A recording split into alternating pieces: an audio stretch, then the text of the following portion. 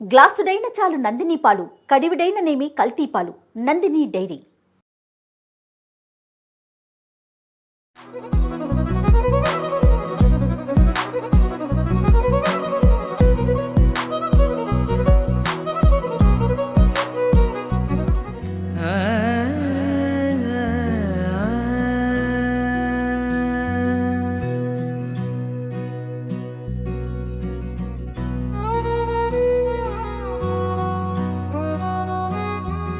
నమస్తే రమగారు. నమస్తే జయ. రమగారు, సంక్రాంతి వచ్చేసింది. సో దగ్గర సంక్రాంతి కనిపిస్తోందా? బ్రహ్మాండంగా మనము దీప్తి శ్రీనగర్ లో ఉన్నటువంటి సత్యవనమ్మ టెంపుల్లో ఉన్నామండి. ధర్మపురి క్షేత్రం ఎంత అద్భుతమైన క్షేత్రం అంటే సకల దేవతలు కొలువై ఉన్నారు ఇక్కడ. ఆకుపచ్చగా కూడా ఎప్పుడు స్టూడియోలోనే మాట్లాడతాం కదా, ఈసారి ఇట్లా కొంచెం మన కోసం చూడండి, ముగ్గులు వేసి గొబ్బెమ్మలు అన్ని రెడీ చేశారండి. సంక్రాంతి అట్మాస్ఫియర్ కనిపించాలని ఒక ముఖ్య ఉద్దేశం, అంటే మళ్ళీ చూపించాలి అనేసి. నీకేమనిపించింది రమ్మగారు? మీరేం మాట్లాడట్లేదు. నువ్వు మాట్లాడు. యాంకర్ నువ్వా నేనా? మన ఇద్దరి మధ్య తేడా ఉందా? యాంకర్ గెస్ట్ అసలు యాంకర్ అవకాశం ఇస్తున్నారా నాకు మీరు? మరి నువ్వు తీసుకోవాలి. భోగి పండుగ శుభాకాంక్షలు రమ్మగారు. భోగి గురించి ఒక్కసారి మాట్లాడుకుందాం. సుమన్ టీవీ ప్రేక్షకులందరికీ భోగి పండుగ శుభాకాంక్షలు. సంక్రమణానికి ముందు వచ్చే రోజు, ఎప్పుడు సంక్రమణానికి ముందు రోజుని భోగినే అంటారు, ఒక రోజు ముందుని. అవును, అలా మనకు అట్లా అలవాటైంది. అవును. అయితే సూర్యుడి గమనాన్ని బట్టి మనకి ఉత్తరాయణం దక్షిణాయనం తయారవుతాయి. ఉత్తరాయణ పుణ్యకాలానికి ముందు రోజు చాలా ప్రముఖమైన రోజుగా దీన్ని చెప్పుకుంటాం. అవును. ఇప్పటిదాకా అంటే ఒక 5-6 నెలలుగా మనం దక్షిణాయనంలో ఉన్నాం. రకరకాల చీడపీడలు, వానలని, చలిని, యమదంశలుగా పిలువబడే మాసాలు దాటాం. చలికాలపు ఎఫెక్ట్ దాటి ఎండాకాలపు నడకలోకి వెళ్ళబోయే ముందు రోజు మనకి జనవరి 1 పండగలాగా చేసుకుని ప్రపంచం అంతా హడావిడిగా అలిపోయింది. అవును, ఊగిపోయినా కూడా ఏ తేడా రాదు ముందు రోజుకి వెనక రోజుకి.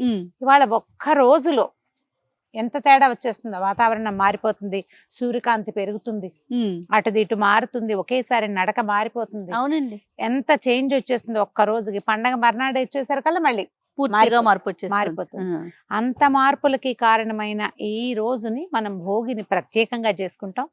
అంటే ఇప్పుడు కొంచెం సీజన్స్ అటు ఇటు అవటం వల్ల మనం కాస్త ఈ పంటల కాలాలు అవి తెలియటం లేదు, కానీ పూర్వం కనీసం కొంతకాలం క్రితం అయితే సరిగ్గా పంటలు ఇంటికి వచ్చే రోజులు, హరిదాసులు వచ్చే కాలము. పైగా మనం ఏం చేస్తామంటే ఈ ధను సంక్రమణ నుంచి ఈ 4 రోజులు నెలగంట పెట్టుకుని ముగ్గులు వేసుకుంటాము. అవును. తర్వాత ఏమో ఈ ధాన్యం మెల్లిగా ఒక్కొక్కటి ఇల్లు చేరటం మొదలు పెట్టింది.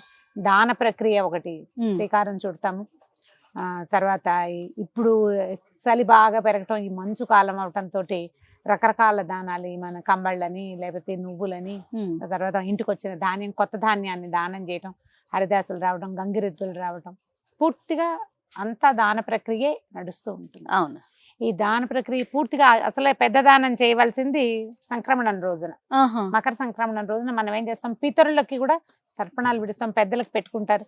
తర్పణం విడవడం రాని వాళ్ళు కూడా ఈ రోజున 2 ఆకులు వేసి వాళ్ళ తాత తండ్రుల పేర్లతోటి భోజనం పెట్టడం అనేది ముఖ్యమైన విధిగా కనపడుతుంది. దానికి ఆద్యమైన ఈ భోగి పండుగ రోజున మనం భోగి మంటలు వేయటం ఏం లేదు. చలికాలానికి వీడ్కోలు చెప్తున్నాం, ఎండాకాలానికి స్వాగతం చెప్తున్నాం. దానికోసం అని ఇళ్లల్లో ఉన్న పాత వస్తువులు వేయడం అనేది ఒక ఇదిగా కనపడుతుంది, కానీ మన సిద్ధాంతం అయితే అది కాదు. మనం ఏం చేస్తామంటే వాకిళ్ళు శుభ్రంగా తుడిచి దాన్ని చక్కగా ముగ్గేసి ఒక పవిత్రమైన మంట కిందే భోగి మంటను పెట్టుకుంటాం. అవును. కొన్ని ప్రాంతాల్లో అయితే భోగి మంటల దగ్గరికి వెళ్ళేటప్పుడు స్నానం చేసి వెళ్ళాలి. మా దగ్గర లేదు జయ ఆ విధి. మేము వేసాకే మనం స్నానాలు పోసుకుంటాము, కానీ అట్లా కాదు. తలంటి పోసుకుని భోగి మంట దగ్గరికి వెళ్ళింది మన ఉత్తరాంధ్రంతా అట్లాగే చేస్తారు. అవునండి, తలంటి పోసుకోవాలి, అట్లా వెళ్ళకూడదు. పాచిమొహాలతో మంట దగ్గరికి వెళ్ళటం తప్పు. ఈ అగ్నిని ఏ మంట అయితే భోగి మంట వెలిగిస్తామో దీనిని అగ్నిహోత్రం లాగా భావిస్తారు. అందుకని తప్పకుండా తలస్నానాలు చేసేసి తెల్లవారుజామున 3ంటికి స్నానం చేయటం, 4:30కి భోగి మంట వేయటం. ఈ భోగి మంటలో మనం ఈ 4 రోజులు పెట్టిన గొబ్బిళ్ళ తాలూకు పిడకల్ని చక్కగా చిన్న చిన్న దండలుగా కూర్చి అవి కూడా వేస్తాం. ఇదంతా ఏంటంటే వాతావరణాన్ని క్లీన్ చేయడానికి ఒక ప్రక్రియలాగా కనపడుతుంది. అది ఈ ఎప్పుడైనా సరే ఒక మంట వెలిగించామంటే పొగ ఎక్కడికి వెళ్తుంది, మంట ఇక్కడ ఉంటుంది, పొగ పైకే కదా వెళ్ళేది, వాతావరణంలో కలిసిపోతుంది కదా. అందుకని ఏం చేస్తారంటే బాగా ఎండిన చెట్ల కొమ్మలు అలాంటి వాటిని అంటించి వాటల్లో ఈ పిడకలు, పైగా ఈ పిడకలు ఏంటి జనరల్ గా ఆవు పిడకలు, తర్వాత అందులో ఈ మన గుమ్మడి పువ్వులు, బంతి పువ్వులు, అలాంటివి గరిక లాంటివి పెడతారు. అవన్నీ ఎండుతాయి కదా, ఇప్పుడు అవన్నీ కాలుతాయి.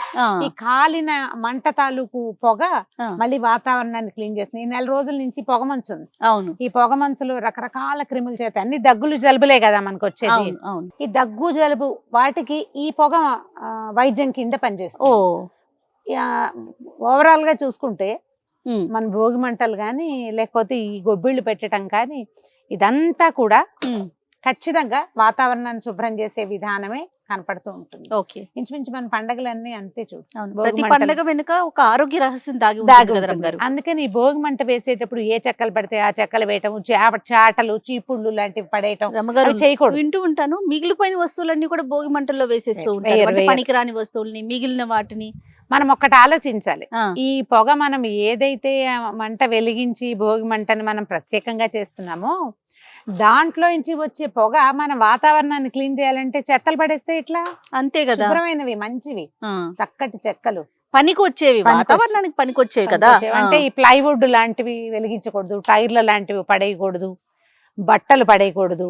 అవి కాదు, అవి కాకుండా మనం ఏం చేయాలి, ఈ పిడకలు లాంటివి గనక వేసి మంచి బాగా ఎండిపోయిన మొద్దు వెలిగిస్తే గనక ఎక్కువ గంటల సేపు మంట వస్తుంది. ఈ చలి కాచుకోవటం, తర్వాత ఏమో ఈ పిడకల పొగని ప్రధానంగా వాతావరణానికి అందించడమే ముఖ్యోద్దేశంగా కనపడుతుంది. తెల్లవారుజామునే తలంట్లు పోసుకోవడం. భోగి అంటే మనం సంక్రమణం అప్పుడు తల అంటకూడదు, అందుకని ఒక రోజు ముందైన భోగి పండుగ రోజునే తలకి నూనె రాసుకోవటం, పెద్దవాళ్ళు ఎవరితోటైనా అభ్యంగన స్నానం చేయటం, నెత్తి మీద నూనె పెట్టించుకోవటం, అవును, తర్వాత చక్కగా తలంట్లు పోసుకోవటం, స్నేహితులతోటి కులాసాగా గడపడం. పెద్ద పండుగ కదా, పెద్ద పండుగ కదా మనకి. సంవత్సరం మొత్తానికి ఒకటే పెద్ద పండుగ, పెను పండుగ అంటారు. పెద్ద పండుగ అవటం వల్ల ముందు రోజే మనం తల స్నానం చేయాలి. ఆ విధి భోగినాడు చేయటమే ప్రత్యేకమైన పద్ధతి. చక్కగా నువ్వు రాసుకోవటం, ఒంటికి అభ్యంగనం చేయటం, ఎక్కడున్న వాళ్ళైనా పండక్కి ఇంటికి వచ్చేసేయటం. కొత్త అల్లుళ్ళకి ఫస్ట్ పండుగ అంటే ఇంకా మరీ విశేషం. కొత్త కోడళ్ళకి, కొత్త అల్లుళ్ళకి విశేషమైన పండుగ ఉంటుంది. భోగినాడు తప్పకుండా చేయవలసింది ఏంటంటే నువ్వులు తింటాం. నువ్వులు తినటం, నువ్వులతోటి ఏదైనా చికెను, లడ్లు, లేకపోతే మనం చిమ్మిరి లాంటితో చేసుకోవటము, వీటిని పంచుకోవటం. తర్వాత బొమ్మలు పెట్టే ఆచారం ఉన్న ఊళ్ళల్లో భోగినాడు బొమ్మలు పెడతారు. ఈ 4 రోజులు ధనుర్మాసం నడిచింది కదా, అమ్మవారు భోగి పండుగ రోజునే గోదాదేవి రంగనాథ స్వామిలో ఐక్యమైంది. ఆ రోజునే ఆమెకి కళ్యాణం జరిపించారు కాబట్టి విష్ణువాలయాలన్నిట్లలో మన గోదా కళ్యాణం చేస్తారు. అవకాశం ఉన్న వాళ్ళు దేవాలయానికి వెళ్ళటం, చక్కగా గోదా కళ్యాణాన్ని కళ్ళారా చూసి అంతే ఆమె ఎట్లా భగవంతుడిలో ఐక్యమైందో అది కూడా తెలుసుకుని చక్కగా తీర్థం ప్రసాదం స్వీకరించడం, చుట్టాలు పక్కాలందరినీ పిలుచుకోవటం, స్వీట్లు, లడ్డూలు లాంటివి, అరిసెలు లాంటివి తయారు చేసుకోవటం, కలిసి జరుపుకునే పండుగ. అందుకని ఏం చేస్తామంటే ఏదో మన ఇంట్లో మనం కాకుండా కొంచెం ఫ్రెండ్స్ ని, అవును, వాళ్ళని వీళ్ళని పిలుచుకుని సరదాగా జరుపుకునే పండుగ కదా. అందరం కలిసి కుటుంబం అంతా కలిసి జరుపుకునే పండుగగా భోగి పండుగని ముందుకు తీసుకెళ్దాం. ఈ రోజున తప్పనిసరిగా చేయవలసిన విధి ఏంటంటే అభ్యంగనం చాలా ముఖ్యమైనది. పెద్దవాళ్ళు ఉంటే వాళ్ళతోటి తలకు నూనె పెట్టించుకోవటం, లేకపోతే ఇక మనమే ఇంట్లో ఎవరు పెద్దవారు ఉంటే వారితో, అంతే కదా రమ్మగారు. అంతే, రైట్ రమ్మగారు.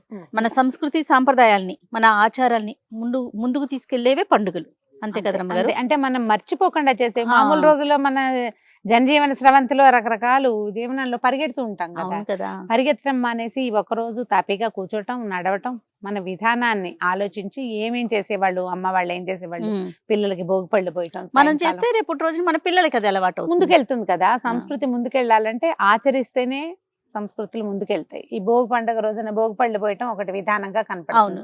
బోడలు పోయటం అంటారు కొన్ని ప్రాంతాల్లో, రేగిపళ్ళు, తర్వాత బంతి పువ్వులు లాంటివి, పూరేకలు, తర్వాత చిన్న చిన్న చెరుకు ముక్కలు, కొన్ని రూపాయి కాసులు, ఇవి పిల్లల మీద ఇట్లా తిప్పి కనుక పోస్తే వాళ్ళకు దిష్టి పోతుంది, చీడపీడలు పోతాయని. ఈ రేగి పండులో ఇదేంటంటే సూర్యుని ఆకర్షించే లక్షణం కలిగి ఉంటుంది. అంచేత మనకి ఇలా తిప్పటం వల్ల ఏమవుతుందంటే పిల్లల్లో ఉన్నటువంటి నెగిటివ్ ఎనర్జీస్ ఏవైతే వాళ్ళ చుట్టూతా ఉంటాయో అవి పూర్తిగా పోతాయి. తర్వాత ఆరా పుల్లింగ్ అంటాం దాన్ని. మన చుట్టూతా ఒక కాంతి వలయం ఉంటుంది. అవును, ఈ వీటిని తిప్పటం వల్ల ఏమవుతుంది, ఈ పాజిటివ్ ఫోర్స్ తోటి ఈ ఆరా పుల్ చేయబడుతుంది. దానివల్ల పిల్లలు ఆరోగ్యంగా ఉంటారు, చీడలు అవి పోతాయి, ప్రశాంతంగా ఉంటుంది. చక్కగా పేరెంటం చేసుకోవటం, అందరిని పిలవటం, తమలపాకులు, తర్వాత తాంబూలాలు ఇచ్చుకోవటం, తమలపాకులు, అరటిపళ్ళు, చెరుకు ముక్కలు, కొన్ని రేగిపళ్ళు కూడా ఇట్లా పిలవటం, అందరిని నలుగురిని పిలిచి ఇచ్చుకోవటం, అంతే. దీనివల్ల ఏంటంటే ఈ రోజున భోగి రోజున మనకు కొన్ని చోట్ల అయితే పసుపు కుంకాలు, ఖర్జూర పళ్ళు అట్లా పళ్ళు అవి కూడా ముత్తైదులకి ఇచ్చే ఆచారం కనపడుతుంది. ఓ బ్రాహ్మణులకి దానం చేసే ప్రక్రియ కనపడుతుంది. ఆహా. మన ప్రాంతాల్లో ఏది ఉంటే ఆ విధిని Yes. తప్పకుండా ఆచారాన్ని మాత్రం ఫాలో అవ్వాలి. ఫాలో అవ్వండి. దీన్ని మానేయకండి కనీసం. అది. ఎంత కుదిరితే అంత చేయటం. రైట్ మనమే రమ్మగారు. ఉన్నాం, కనీసం తలంటి పోసుకోవచ్చు కదా. కనీసం తలంటి పోసుకోవచ్చు. పెద్దగా పేరెంటం పిలవడానికి ఎవరు లేకపోతే, చుట్టుపక్కల ఎవరు లేరు అనుకో, ఆ. మనమే బొబ్బళ్ళు పోసుకుంటాం పిల్లల అంతే. మీద. అదైనా చేయొచ్చు. కొంచెం 9 సంవత్సరాల లోపల పిల్లలకి భోగిపళ్ళు. బొబ్బళ్ళు పోసుకోవచ్చు. పేరెంట్ అల్లాగా చేయగలిగితే ఇక మరీ మంచిది. మనకు ఓపిక ఉండి చేయగలిగితే. ఊళ్ళలో ఆచారాలు బాగా నడుస్తాయి జయ. ఈ పండుగలకు మాత్రం ఖచ్చితంగా ఫాలో అవుతూ ఉంటారు. ఏ పద్ధతి అయితే ఉంటుందో అది మాక్సిమం కనుక కనిపిస్తుంది. అవును. మనం కూడా సిటీలో ఉన్నా కూడా రమగారు ఇప్పుడు చేయొచ్చు. పెద్ద పెద్ద అపార్ట్మెంట్స్ లో కూడా చక్కగా అందరూ కలిసి చేసుకునే సంస్కృతిలోకి వచ్చామండి. అది మనము కనీసం టీవీలో చూసేనే నేర్చుకుంటున్నాం, చెయ్యాలి అని చెప్పి కలుస్తున్నారు అందరూ కూడా సామూహికంగా. అవును. అది రమగారు. పండగలు జరుపుకుంటే బాగుంటుంది. భోగి పండుగని చక్కగా సంతోషంగా, గొడవలు పొట్లాటలు నేను అనుకున్నదే జరగాలి ఇలాంటి భావాలు లేకుండా ప్రశాంతంగా ముందుకు తీసుకెళ్ళండి. ఎంత ప్రశాంతమైన పండుగ జరిగితే అంత సంవత్సరం అంతా అంత ప్రశాంతంగా ఉంటుందని నమ్మండి. రైట్ రమగారు. మరొకసారి భోగి శుభాకాంక్షలు. మరొకసారి సుమన్ టీవీ ప్రేక్షకులందరికీ భోగి పండుగ శుభాకాంక్షలు.